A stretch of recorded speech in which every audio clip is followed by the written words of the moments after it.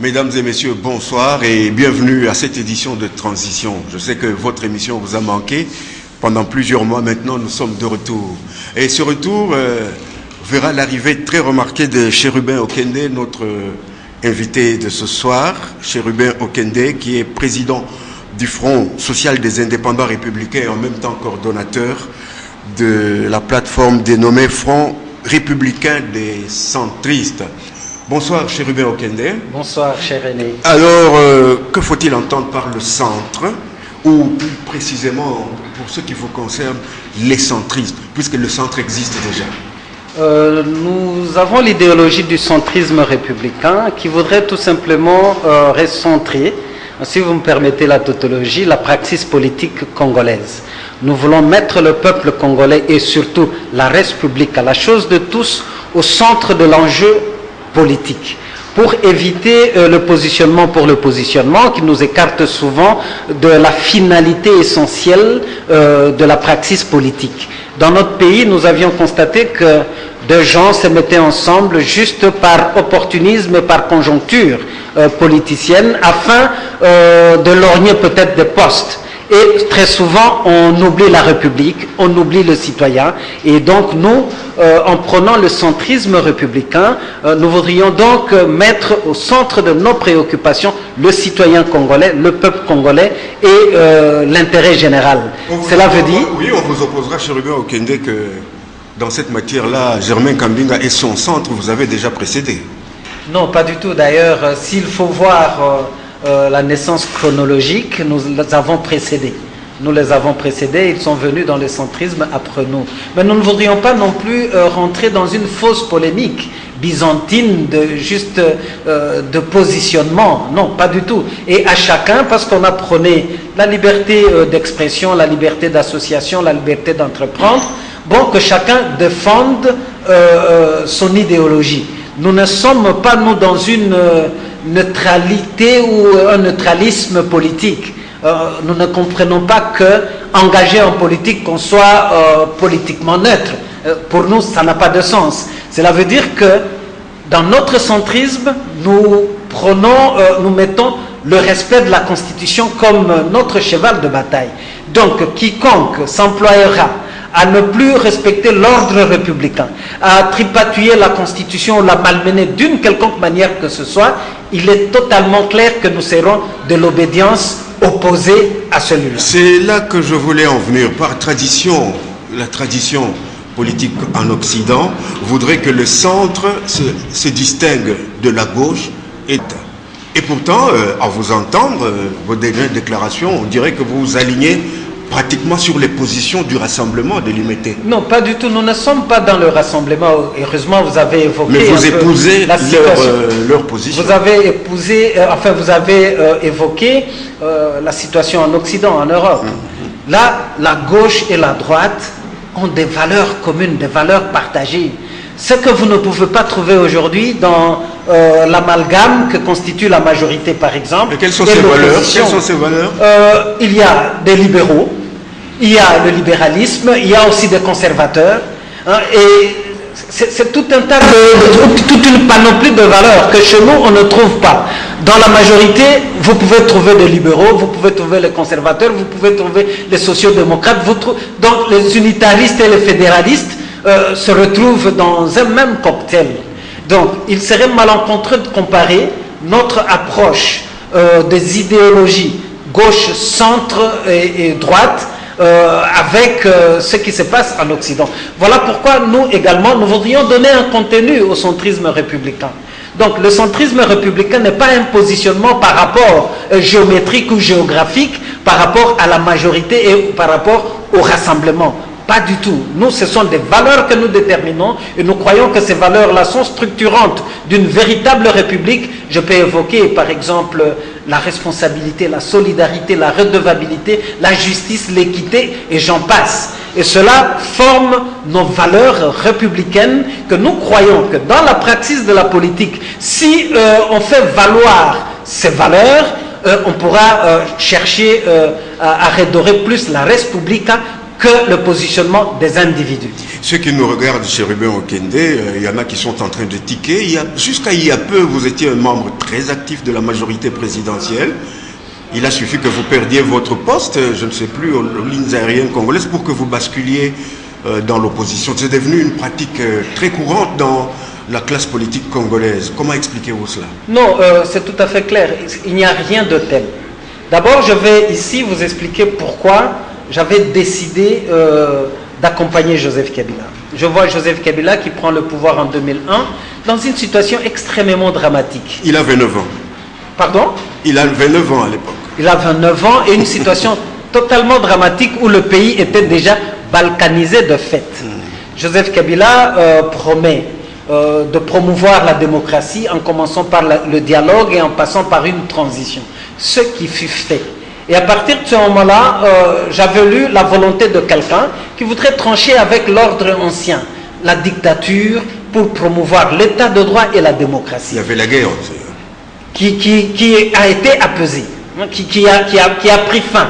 La réunification du pays était une chose effective en 2006. Et voilà, donc nous sommes en 2006, nous avons une constitution qui a été promulguée et une constitution qui nous commet réellement dans un état de droit et dans une véritable démocratie. Moi, chez Ruben Okende, j'ai cru en Joseph Kabila, en disant qu'il ne va plus rentrer dans des travers dictatoriaux comme la Deuxième République que nous avons reprouvée. Et nous avons évolué. J'ai, bien sûr, et je ne regretterai pas le temps que j'ai passé dans la majorité, mais je n'ai jamais fait le culte de la personnalité. Je n'ai jamais été flagorneur et flatteur. Je n'ai jamais dit à Joseph Kabila ou Mela, vous êtes prodigieux, vous êtes providentiel. Non, pas du tout. Ce sont ces discours-là, lénifiants, qui ont pu créer en Mobutu des dérives dictatoriales. Et lorsque j'ai vu tout bonnement que le président Joseph Kabila commençait à s'écarter de ces valeurs républicaines, j'ai pris la liberté de quitter la majorité. Ça n'a donc rien à voir avec les lignes aériennes congolaises, parce qu'en fait, j'ai un passé, j'ai une vie professionnelle, j'ai une carrière. Je n'ai pas commencé qu'aux lignes aériennes congolaises. Je voudrais rappeler à l'opinion ici que j'étais administrateur, directeur technique au Fonds de promotion de l'industrie. On n'en parle pas, bien que après nous, il s'est passé des choses bizarres, mais sous la férule de Janine Mabunda, nous avons restauré. Moi, chez Ruben Okende, j'ai initié des mécanismes qui ont pu faire en sorte que l'entreprise s'est remise debout. J'ai une carrière dans une entreprise où j'ai gravi les échelons jusqu'au grade de directeur, mais aux lignes aériennes congolaises. Nous avons trouvé une entreprise, une compagnie aérienne nationale moribonde, qui n'avait plus d'outils de travail. Le personnel avait engrangé plus de 230 mois d'arriérés de salaire, c'est environ 18 ans. Et nous nous sommes employés de pouvoir relancer cette entreprise-là. Nous avons acheté sur fonds propres un avion qu'on est en train de tenter de cannibaliser maintenant. Nous avons commencé à résorber la dette sociale, et le jour que la décision unique de nous relever de fonctions est tombée, ça a créé le deuil aux lignes aériennes congolaises. Quelle est cette décision qui ne nous laisse pas l'arrière-goût? Pas du tout. C'était que des prédateurs, des gens qui continuent à lorgner sur le patrimoine immobilier des lignes aériennes congolaises, ont voulu que nous puissions nous spolier les immeubles, les propriétés des lignes aériennes congolaises en leur faveur. En notre temps, nous avons la correspondance d'un Premier ministre. Nous demandons de donner à titre gracieux à certains Arabes le terrain sur le boulevard du 30 juin qui abrite la police de roulage. Et à titre gracieux, nous avons dit non, parce que nous n'aurons pas de justification vis-à-vis du peuple et vis-à-vis de l'État. Et s'il faut arriver à réaliser certains éléments d'actifs qui n'interviennent pas dans l'exploitation de la compagnie aérienne nationale, cela doit être orienté dans le paiement des arriérés de salaire et le règlement de la dette sociale. C'est ce que nous avons pu faire. Jusqu'à ce que le Premier ministre Augustin Matata, il vient et nous donne injonction que nous puissions annuler la vente, l'achat par la Robank de bonne foi et en bonne règle de ce terrain-là et sans contrepartie, sans savoir comment on allait rembourser aux banques ce que le personnel avait déjà touché. Et en refusant, ils ont pensé que c'était l'abstention coupable. Non, nous n'avons fait que respecter le prescrit de l'article 28 de la Constitution. Un ordre mal donné vous délie de l'obligation d'obéir et d'exécuter. C'est notre Constitution. Et nous avions quitté depuis 2011 ou 2012, nous sommes toujours restés dans la majorité. Et là, j'avais le privilège d'être le coordonnateur de la cellule de communicateurs de la majorité. Jusqu'en 2015, lorsque nous avions vu que les dérives dictatoriales commençaient à laminer la personne du président Joseph Kabila, qui refuse de faciliter l'alternance au sommet de l'État, nous avons pris notre liberté. Et la crise que nous avons actuellement, c'est une crise artificielle. Vous avez pris vos responsabilités. Nous prenons des responsabilités en tant que des républicains. Eh bien, M. Ruben Okende, venons-en maintenant. Sachez également, une parenthèse, en ce qui concerne les gens n'en parlent pas beaucoup. Nous, lorsque nous avons été nommés aux lignes aériennes congolaises, nous avons trouvé pour tout 450 $ dans la trésorerie de l'entreprise. Oui, et lorsque nous avons quitté l'entreprise, nous avons laissé plus de 2 millions de dollars dans les caisses, et la méchanceté du ministère du portefeuille a fait en sorte que même nos émoluments ont été, on a refusé de pouvoir nous les payer. Nous n'avons pas voulu nous comporter en bandits pour in tempore suspecto essayer de rentrer dans nos frais. Jusqu'à aujourd'hui donc, il y a l'État congolais qui nous doit en tant que mandataire. On comprend donc que vous soyez aigri. Non, ce n'est pas question d'être aigri. Ce n'est pas question d'être aigri. Et je vous assure que nous avions prouvé de toute notre loyauté envers le président Joseph Kabila tant qu'il refusait qu'on le transforme en dictateur. Depuis qu'il y a cette dérive, cette transformation, cette métamorphose de l'homme qui n'est plus ce conciliateur, ce pacificateur, bon, il est devenu très prenable. Il suit les gens qui lui disent que non, Oumela, qu'il était devenu le désir de quelques individus. Alors nous avons pris notre distance, nous avons pris notre liberté pour ne pas être les complices de la destruction de l'état de droit et de la démocratie. C'est tout simplement cela. Bien, cher Ruben Okende, passons maintenant au dossier que tout le monde attend. Eh bien, voilà. Il s'agit bien entendu de la publication du calendrier électoral. Depuis le dimanche le 5, ce calendrier tant attendu que tout le monde réclamait, et finalement la Commission électorale nationale indépendante l'a rendu public le dimanche 5 novembre. Mais aussitôt publié, voilà, curieusement, il est remis en question, presque de manière systématique. Comment expliquez-vous cela? C'est parce qu'il y a beaucoup de vices dans ce calendrier-là. Ce n'est pas le calendrier. On parle des contraintes. Ce n'est pas ce calendrier-là que le peuple congolais attendait et la classe politique, surtout la classe politique républicaine. Ce n'est pas ce calendrier que nous attendions. Nous attendions un calendrier consensuel, là où on aurait eu l'opportunité de discuter de tous les mécanismes concernant le processus électoral. Mais écoutez, lorsque le président Joseph Kabila, avec ceux qui travaillent malheureusement contre lui en croyant qu'il travaille en sa faveur, disent qu'il ne faut pas de dictat, pas d'injonction, et qu'après Nikeley, nous voyons comment ils se sont précipités pour publier un calendrier indigeste. Nous ne faisons que regretter, ça fait la honte de la République. Nous ne sommes pas là en plein procès d'intention. Pas du tout, il n'y a pas de procès d'intention, vous êtes Congolais, vous vivez au Congo. Vous mettez la CENI à l'épreuve. Mais cette CENI n'est pas crédible, pour la simple raison que Corneille Nangaa et tout son bureau sont aujourd'hui instrumentalisés par la majorité. Et ils vont toujours créer de prétextes pour que le schéma de la majorité puisse prévaloir. Malheureusement pour eux, le peuple est devenu plus sagace et il connaît le contour et le train de l'alternance est bien en marche. Donc, il faut fustiger le comportement de membres du bureau de la CENI. Et là, nous, au Front républicain des centristes, nous fustigeons aussi l'hypocrisie de certains partis politiques qui se disent de l'opposition, mais qui entretiennent leurs délégués dans le bureau de la CENI. Et malheureusement, ils s'acharnent sur Corneille Nangaa seul. Non, c'est tout le bureau de la CENI qui mérite d'être balayé. Même le rapporteur Kalamba est sur des charbons ardents. Ben enfin, pas charbon ardent, vous verrez qu'il y aura toujours des plaisantins qui vont dire non, nous les soutenons. Pendant que bon, il engage les couleurs de l'UDPS. Il y a d'autres partis qui sont là-dedans. Le MLC est là-dedans. L'UNC est aussi engagé. Bon, vous comprenez que c'est ce qui fausse et qui décrédibilise, qui discrédite notre classe politique. On ne peut pas proposer une chose et son contraire. Cher Hubert Okende, est-ce que vous pensez qu'on peut publier un calendrier sans mentionner des contraintes? Est-ce qu'il y a un calendrier pur? Non, le problème que nous demandons à la CENI, c'est d'être sérieuse. De quelles contraintes parle-t-on? Je prends l'aspect contraintes financières. C'est des prétextes montés de toutes pièces. Je rappelle ici que le cycle électoral est de 5 ans.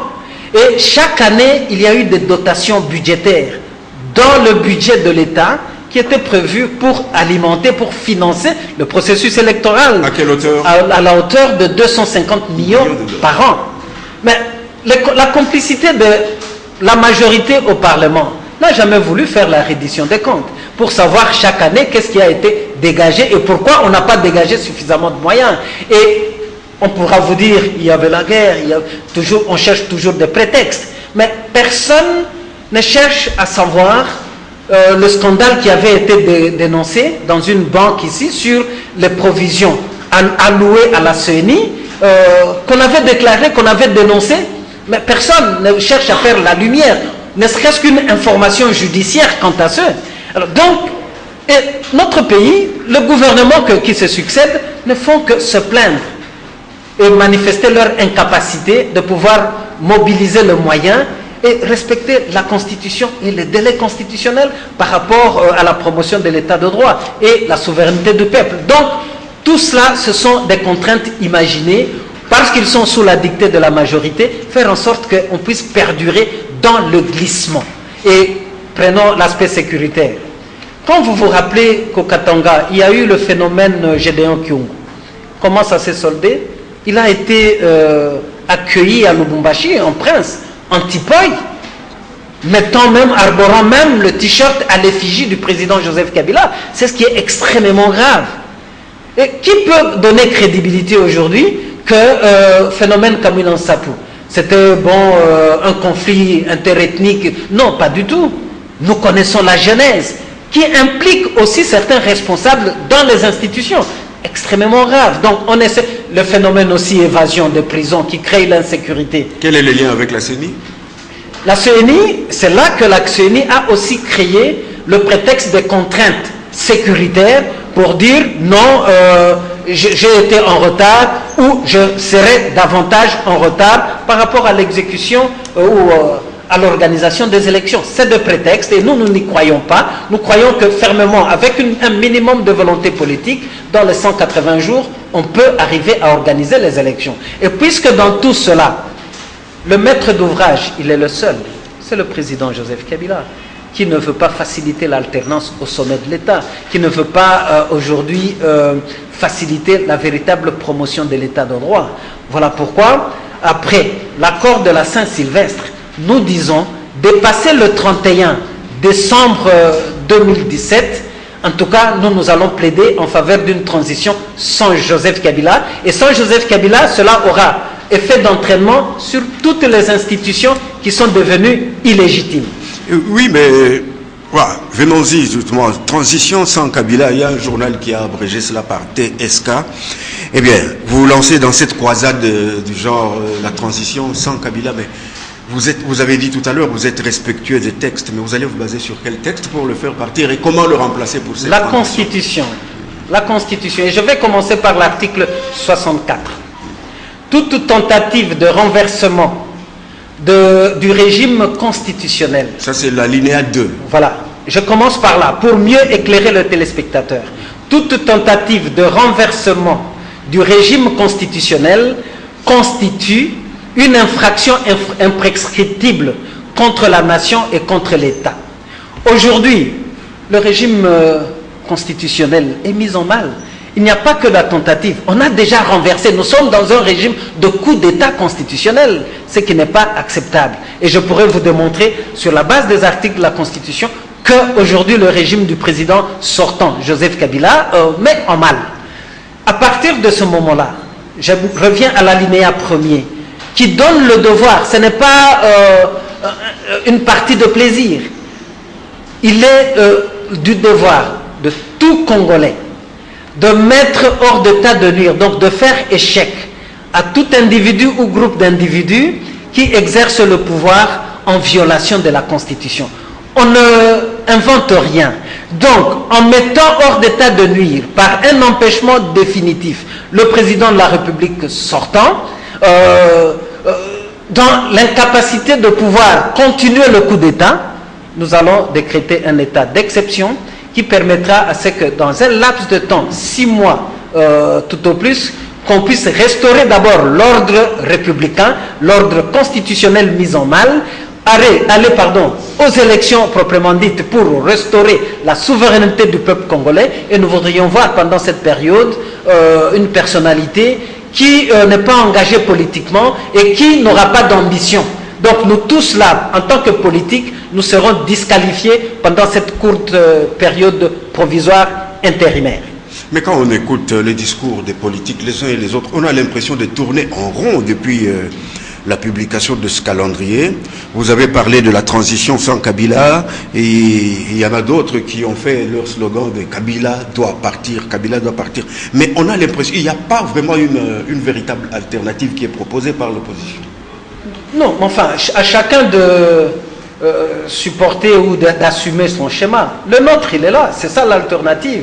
Tant que le président Joseph Kabila continuera à manipuler les institutions qui peuvent nous amener à la démocratie et aux élections, notamment la CENI, le gouvernement avec Bruno Tshibala qui est devenu aujourd'hui juste une caisse de résonance de la majorité, il n'est pas le véritable Premier ministre. Nous, au Front républicain des centristes, nous l'avions alerté par une lettre ouverte en disant, monsieur, si vous voulez garder votre réputation, démissionnez, n'acceptez pas ce poste parce que vous serez la caisse de résonance, vous ne serez pas véritable Premier ministre. Aujourd'hui, les faits nous donnent raison. Nous ne devons pas compter non plus sur le Sensa avec Joseph Olengankoy qui n'inspire pas confiance. Nous savons comment il a accédé à cette responsabilité. C'est de la politique. Donc, non, la politique de la transhumance, la politique du vagabondage politique ne paye pas. C'est pour cela que les gens cherchent simplement leur positionnement et se discréditent vis-à-vis du peuple. Et ceux qui pensent que le peuple congolais est naïf et distrait, non, ils se trompent. Le peuple n'est pas distrait, n'est pas indifférent, surtout à son extrême misère. Aujourd'hui, vous voyez le fonctionnaire de l'État. On l'a même insulté avec une fameuse augmentation de 20 000 francs. Qui ne vient pas, qu'on ne paye pas. C'est une insulte. Voyez le professeur d'université, voyez les enseignants, voyez les avocats, les magistrats, je voulais dire, voyez toute la... même les policiers. Alors, lors de l'état d'exception, même les policiers seront, les militaires, les services de sécurité, ils seront protégés par l'article 28. À partir de ce moment-là, le président Joseph Kabila étant disqualifié, l'article 28 de la Constitution les justifie de ne pas exécuter des ordres qui sont mal donnés.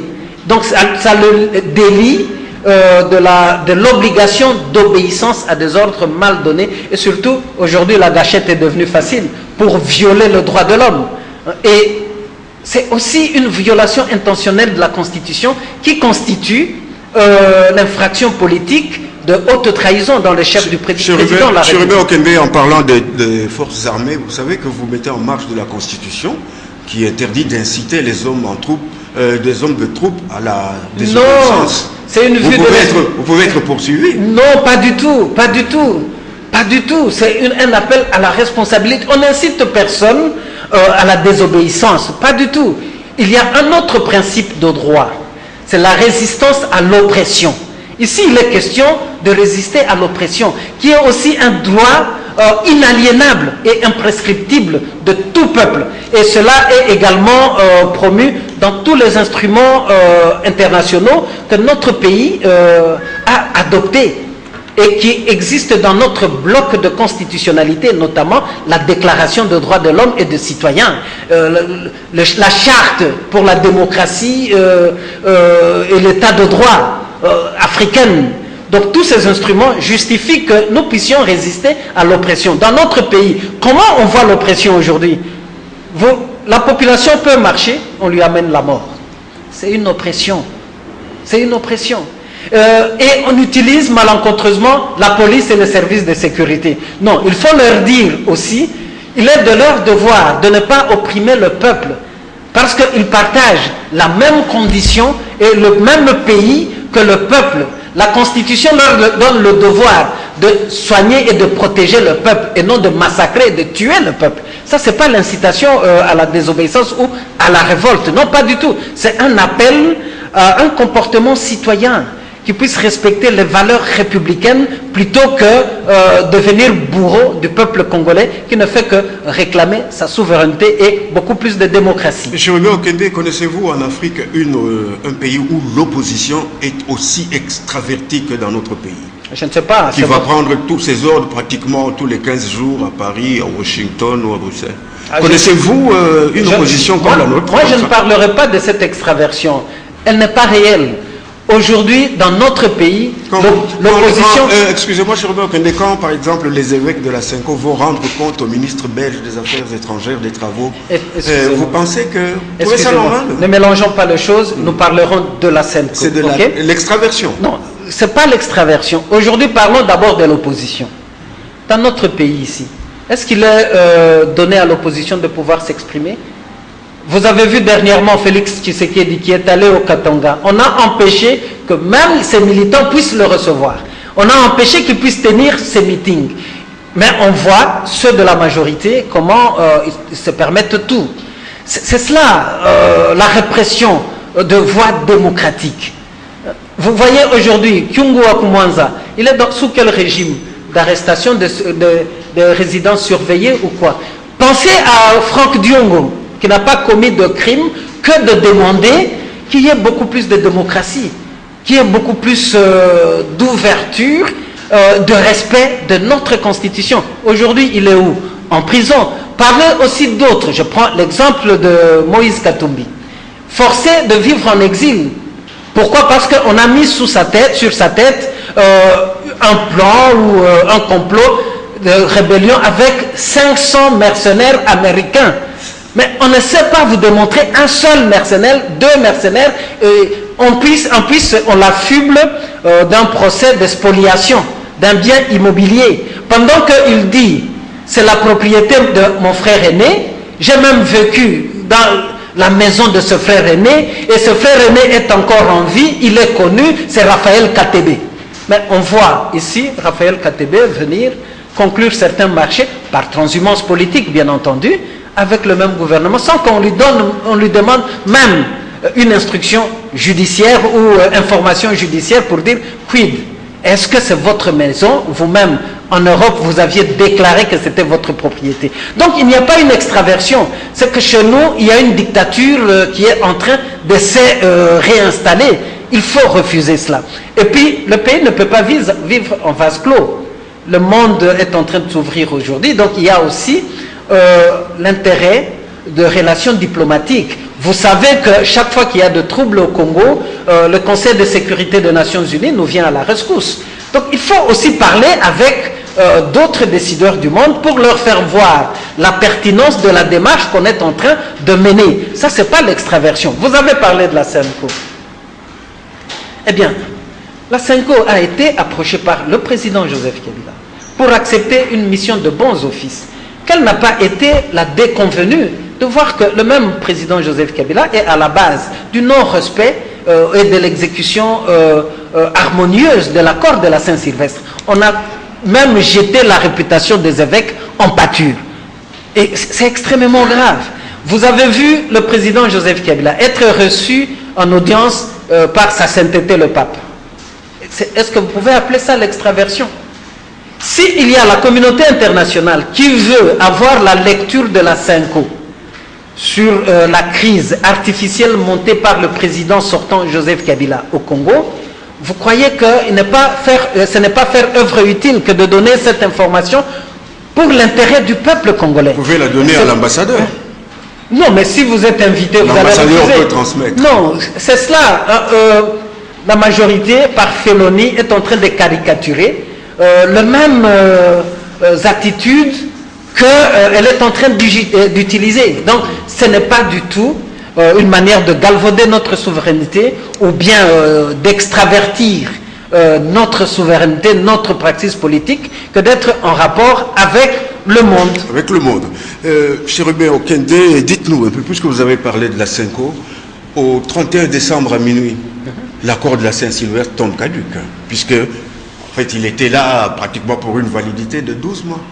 Bon, il est déjà très violé par le président Kabila. Il tombe caduc le 31 décembre à minuit. C'est pour ça que nous disons, à partir de ce moment-là, la légitimité qui a été accordée en vertu de cet article, de cet accord, tombe également. Il n'y a plus de raison, il n'y a plus de justification constitutionnelle ou de compromis politique qui justifie que le président Joseph Kabila reste au pouvoir. Surtout que, en s'accrochant à l'article 70 de la Constitution, c'est une fraude à la Constitution. La fraude à la Constitution en droit constitutionnel veut dire utiliser des artifices pour faire croire dans la forme qu'on respecte la Constitution, mais dans le fond, on est en train de contourner et de violer la Constitution. La Constitution dit le mandat du président de la République est de 5 ans, une fois renouvelable. Et la Constitution dit 70 jours avant expiration du mandat du président en fonction, il doit être convoqué l'élection présidentielle. C'est pour cela que il y a fraude à la Constitution lorsque on veut justifier que Joseph Kabila restera au pouvoir jusqu'à l'installation du président élu. C'est dit élu. Vous avez très bien corrigé. Or, dans le cas d'espèce, la fraude, c'est qu'il y a un président à élire. Donc, on a violé l'esprit et la lettre de l'article 73 de la Constitution. Et c'est cela, renverser l'ordre constitutionnel qui est constitutif d'une infraction imprescriptible contre la nation et contre l'État. Je rappelle encore l'alinéa 2 de l'article 64 de la Constitution. À la majorité, on dit que le 1er janvier, le ciel ne tombera pas sur la tête des Congolais et que ce sera un jour comme un autre. Alors à ce moment-là, je reviens encore à l'accord du 31 décembre. Il ne faudra plus recourir à l'accord du 31 décembre. Bon, écoutez, c'est fini. Parlons un peu de la majorité.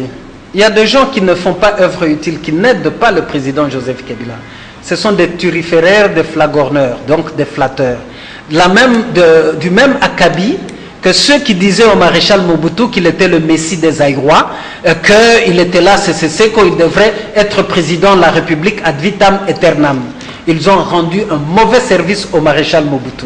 Et c'est la même manière qu'ils sont en train de rendre un mauvais service à Joseph Kabila. Il faut persuader Joseph Kabila qu'il y a une vie après la présidence de la République. Là, vous parlez comme Vital Kamerhe. Il y a une vie après la présidence de la République. C'est aussi un autre humain comme nous. Il faut qu'il recouvre sa liberté. Vous savez, j'étais ému une fois quand j'ai vu Joseph Kabila accompagner son fils à l'école. C'est une vie normale. Moi, je rêve d'avoir un ancien président de la République qu'on peut facilement rencontrer dans un supermarché avec peut-être 2-3 gardes-corps, mais il a sa liberté. Il mène une vie normale. Les gens sont en train de le prendre en otage pour leurs propres intérêts. Ce n'est pas pour l'intérêt de Joseph Kabila et de sa famille. S'il vous plaît, si vous me permettez de donner une petite anecdote. J'avais le privilège d'aller au Maroc, à Rabat, et j'étais intéressé de voir le mausolée du maréchal Mobutu. J'étais très ému de voir le grand léopard et l'Ombé Cessé. Celui-là même qui naviguait sur les nuages dans nos écrans de télévision, là, comme un demi-dieu. Et je me suis dit, c'est la vanité de vanité. Donc il faut plus être en bonne intelligence avec son peuple. Parce que Mobutu avait raté le dernier rendez-vous de son destin avec son peuple. Voilà là où il se retrouve, au Maroc. Et je ne souhaiterais pas que cela, à cause des turiféraires, des gens qui transforment Joseph Kabila en désir, de gens qui commencent aujourd'hui à tromper Joseph Kabila qu'il serait providentiel, sans lui le Congo n'existerait pas. Ce sont des menteurs, ce sont des flatteurs. Joseph Kabila est un être humain comme nous. Dieu lui a donné le privilège d'assumer ses responsabilités et cela doit être conformément à la Constitution, à l'ordre républicain. Après son mandat, qu'il tire sa révérence et il sera grand dans ce pays. Mais s'il détruit lui-même tout ce qu'il a construit, alors ça sera fort dommage, ça sera comme si il ratait un autre rendez-vous de son destin. Cher Robert Okende, on a vu l'effervescence qui a gagné l'opposition les semaines qui ont précédé l'arrivée à Kinshasa de l'ambassadrice Nikki Haley. On a l'impression que l'opposition misait tout sur cette visite, que cette femme allait tenir un discours. Mais aujourd'hui, le calendrier a été publié. On a l'impression qu'il y a comme une débandade à l'opposition. Ah, c'est peut-être une impression que vous avez. Il y a des déclarations. Il y a des déclarations de Washington, il y a Paris, il y a l'Union africaine. Tout à l'heure, il y avait la CENCO qui soutiennent ce calendrier, mais en insistant que le président, la République et le gouvernement l'appliquent à la lettre. Donc aujourd'hui, Nikki Haley, finalement, on n'a pas amené la bombe atomique. On a l'impression qu'à l'opposition, ça ne va pas du tout. Bon, c'est votre lecture, mais laissez-moi donner la lecture que nous faisons par rapport... On a tout misé sur l'arrivée de cette dame. Non, c'est un défi que devrait relever la communauté internationale.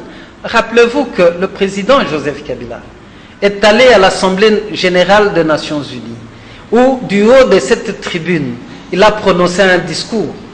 Et ce discours-là, concernant le processus électoral, Joseph Kabila a dit non à l'ingérence, non au dictat. Vous vous rappelez cela? Oui. Et avec une arrogance qu'on ne reconnaît pas au vrai Joseph Kabila, parce qu'aujourd'hui il est transformé. Donc, il a dit du haut de la tribune des Nations Unies. Alors, ce sont ces mêmes-là qui lui envoient une ambassadrice des États-Unis au Conseil de sécurité pour venir lui dire chez lui, monsieur, le calendrier électoral doit être publié. Monsieur, vous devez abandonner votre schéma du référendum pour vous représenter, vous devez partir. Monsieur, monsieur, monsieur. Et on a vu cette effervescence, la précipitation avec laquelle la CENI et la majorité ont répondu aux injonctions qu'ils rejetaient eux-mêmes. Et vous voulez jeter l'opprobre sur l'opposition? Pas du tout, ce n'est pas une opprobre sur l'opposition. Ce sont eux qui prennent de manière saugrenue la notion de la souveraineté. Ils se trompent. Donc, au lieu de suivre le peuple, au lieu de suivre la classe politique républicaine qui réclamait le calendrier, Nanga et ses compères nous ont tourné en dérision. Ils ont presque ridiculisé le peuple et la classe politique. C'est depuis le mois de juillet, rappelez-vous, qu'on attendait le calendrier électoral. On oublie souvent qu'à la plénière de la CENI, il y a des représentants de l'opposition. C'est ce que j'ai dit, c'est l'hypocrisie de certains partis politiques. Qui, on connaît aussi le mode opératoire. C'est trop facile de dire, bon, nous lui avons demandé de démissionner, il a refusé. Et on trouve la même incurie, même au niveau du gouvernement. Prenez la fameuse opposition républicaine de Léon Kengo Adundu. Ils sont encore dans l'opposition pendant qu'ils sont dans le gouvernement. Mais ça n'a pas de sens, c'est quel type d'opposition? Et d'autres aussi qui se maintiennent au gouvernement en disant nous sommes l'opposition. Non, franchement, il n'y a que ceux qui veulent tromper le peuple qui utilisent cela. Donc, nous disons, la transition sans Joseph Kabila veut dire la transition sans toutes ces institutions illégitimes, sans cette CENI-là qui est sous la dictée de la majorité. Et il y aura un nouvel ordre qui va se mettre en place. Peut-être c'est notre souhait, sous la guidance de la CENCO, qui ont la faveur de notre confiance, parce qu'ils veulent sauver le peuple, ils veulent que le Congo, le peuple congolais soit réellement debout, pas être assujetti à des individus aussi de l'opposition que nous puissions être. On peut donc dire, cher Robert Okende, que l'Occident vous a déçu? Non, on ne nous a pas déçus. Parce qu'aujourd'hui, les réactions continuent de tomber. Washington, Paris, Union africaine, etc. Non, presque dans le même sens. Non, je vous apprends qu'ils sont de bonne foi. Ils ont pensé peut-être que c'est un calendrier consensuel. Or, ce calendrier n'est pas consensuel. La CENI a escamoté le cadre de concertation avec tous les partenaires au processus électoral pour publier son calendrier sous la dictée de la majorité. Ça, nous l'avons déjà dit. Il y a d'autres parties prenantes qui ont des schémas beaucoup plus intelligibles que la mascarade de la CENI. Je rappelle ici, les experts du MLC ont préconisé 200 jours. Chez nous, au Front républicain des centristes, 180 jours. Au MLC, on nous dit que c'est encore possible d'organiser les élections dans 142 jours. Donc, nous plaidons en disant qu'il est possible, avec un minimum de rectitude, de loyauté et d'honnêteté politique, de organiser les élections dans les 6 mois. D'avoir un président de la République plutôt que de donner un calendrier qui entretient d'ailleurs un autre glissement insidieux. Parce que d'ici là, il y aura encore d'autres nouveaux majeurs. Ça sera un prétexte pour allonger les glissements. Il faut enrôler également les Congolais de la diaspora. Tout cela. À partir du 1er juillet. Vous comprenez ce que ça fait. Vous comprenez pourquoi remettre ça en juillet. C'est pour créer ces manœuvres dilatoires. Nous connaissons déjà le mode opératoire qui est d'éloigner davantage l'alternance au sommet de l'État. Et puisqu'ils ont ployé sous la pression de Nikki Haley, maintenant il fallait publier un calendrier et il fallait jouer subtilement à la ruse pour faire en sorte que l'élection présidentielle soit repoussée en décembre 2013, sans assurance, sans garantie qu'il y aura effectivement l'élection en décembre 2018. C'est cela la supercherie. Chez Ruben Okende, vos collègues de l'opposition radicale préconisent carrément d'agiter la rue. Mais la rue n'a jamais rien résolu. Bon, il y a eu quelques exceptions. Le Congo n'est pas le Burkina Faso. Mais pourquoi vous parlez d'agiter la rue? Quand on dit que vous, Congolais, je vous connais patriote, hein, je sais que vous souffrez dans votre chair que dans votre pays, il n'y ait pas de démocratie, il n'y ait pas d'état de droit. Je sais que vous souffrez que dans votre pays, l'État soit délité, l'État est presque en faillite. Je sais que vous souffrez que dans votre pays, que la souveraineté du peuple lui soit extorquée, confisquée.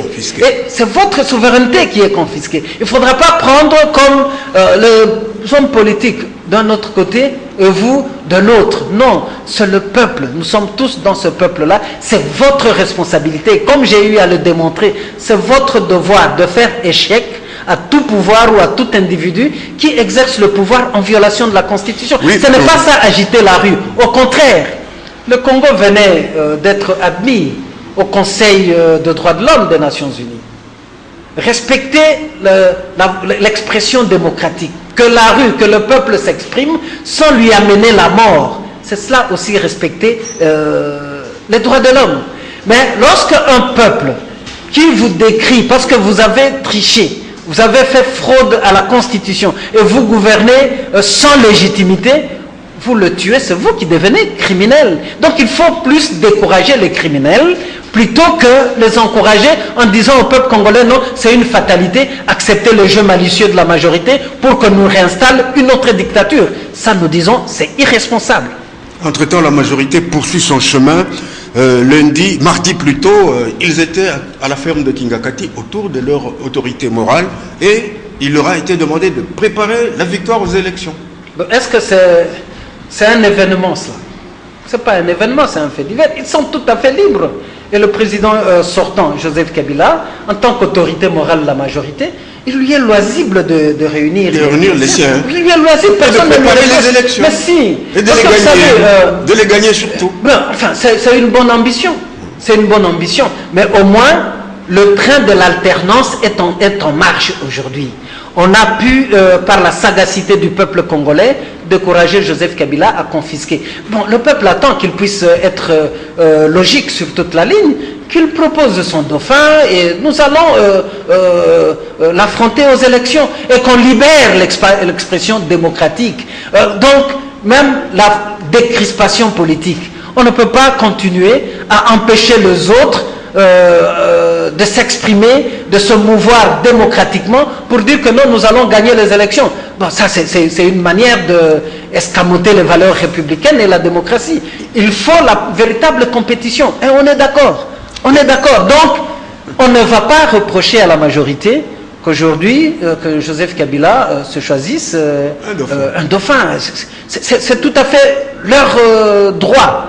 C'est tout à fait leur droit. Mais continuer à caresser de schémas obséquieux pour qu'on puisse un jour provoquer le référendum, tripatouiller la Constitution pour que Kabila Woumela, ça nous dirons non. Et bien, dernière question, chez Ruben Okende, dites-moi un peu, vous avez cité plusieurs, je n'ai pas compté combien de fois vous avez parlé de démocratie, mais pensez-vous qu'on peut franchement bâtir une démocratie sérieuse avec plus de 600 partis politiques? Et l'année qui vient, jusqu'en décembre 2018, je suis sûr qu'on va dépasser le 700. Est-ce que vous trouvez que nous avons une classe politique sérieuse? Nous devons être... 600 partis politiques. Nous devons être conséquents. Je vais vous rappeler ici que lorsque Mobutu, dans son ouverture démocratique contrôlée, avait proposé qu'il y ait 3 partis. 3 partis politiques. Nous avions tous crié au scandale et nous avons demandé un multipartisme intégral. Okay. Alors soyons conséquents. La sélection doit se faire par le peuple. Par le peuple. Tous les 600 partis ne se valent pas. Et au finish, si le peuple congolais récupère vraiment son pouvoir de souverain, d'autres seront appelés à un certain moment à se regrouper, et on ne doit pas être effrayé par le nombre. Non. Donc c'est une expression démocratique. Nous avons cherché le multipartisme intégral, mais tous les partis ne se valent pas, et ne se valent pas parce qu'il y a l'ancrage à assurer au sein de la population, au sein du peuple. C'est tout à fait normal. Donc il ne faut pas en être offusqué, être effrayé par le nombre de partis politiques. C'est la fiabilité sur terrain qui compte. Et c'est là que nous devrons également, vous devez aider le peuple congolais à dire que adhérer à un parti politique ou soutenir un leader, ça ne doit pas être l'affaire d'une tribu, d'une ethnie ou d'une province. Non, c'est une affaire d'idéologie. Et soutenir un leader politique, ce n'est pas celui qui a pillé le trésor public et qui vous amène les t-shirts, qui vous amène les bouteilles de bière, qui vous corrompt, qui achète vos consciences. Non, il faut voir la pertinence du projet de société. Il faut voir qui amène, qui dans son projet de société peut résorber un tant soit peu la misère du peuple, amener des solutions concrètes, développer des politiques sociales qui nous amènent à l'eau et l'électricité, au travail décent, à des rémunérations ou des salaires décents, et ainsi de suite. Parce que tout cela se trouve déjà prescrit dans notre Constitution. Vous avez certainement lu la dernière communication de Jean-Pierre Bemba. C'était peu avant la publication du calendrier, je crois. La dernière phrase disait « Le peuple congolais doit cesser d'être la risée du monde ». Vous avez lu cette communication? J'ai lu. Comment est-ce que vous avez pris cette phrase? Il a totalement raison. Nous sommes devenus la risée du monde. Partout on nous dit, mais d'ailleurs, il ne fait que paraphraser Modeste Mutinga, qui a parlé de la République des inconscients. On croit que nous sommes des inconscients au Congo. Nos compatriotes sont en train de mourir. Pas simplement de l'insécurité, mais aussi de faim. Les fonctionnaires, ils sont là. Les enseignants, ils sont là. Voyez le traitement qu'on accorde aux fonctionnaires, qu'on accorde aux professeurs d'université, aux magistrats, aux médecins. C'est cela la risée du monde. Pendant que nous avons une classe politique qui se complaît dans des émoluments, un parlement de gens hors mandat, mais qui ont 12 000 $ de vacances parlementaires sur le trésor public. Ils ne se préoccupent pas de la misère du peuple. Quelle est la finalité de la recherche du pouvoir politique? C'est ce qui doit nous interpeller. La risée du monde, c'est que nous sommes un pays scandaleusement riche et en ayant des populations scandaleusement pauvres. Concluez en 30 secondes. Je conclue en disant que... 30 secondes, oui. Je conclue en disant que le Congo nous appartient et le peuple congolais doit se réapproprier sa souveraineté. Simplement une exhortation à l'endroit du président de la République sortant, Joseph Kabila, qui a une vie après la présidence de la République. C'est mieux pour lui de sortir par la grande porte plutôt que de suivre une voie de la médiocrité. Mesdames et messieurs, ici s'achève ce numéro de transition avec un S entre parenthèses. Je rappelle que nous recevions Chérubin Okende, qui est président du Front social des indépendants républicains. C'est cela. Oui, c'est ça. Avec lequel nous avons passé en revue la dernière actualité, qui est notamment celle de la publication du calendrier électoral. Bonne suite des programmes sur nos antennes.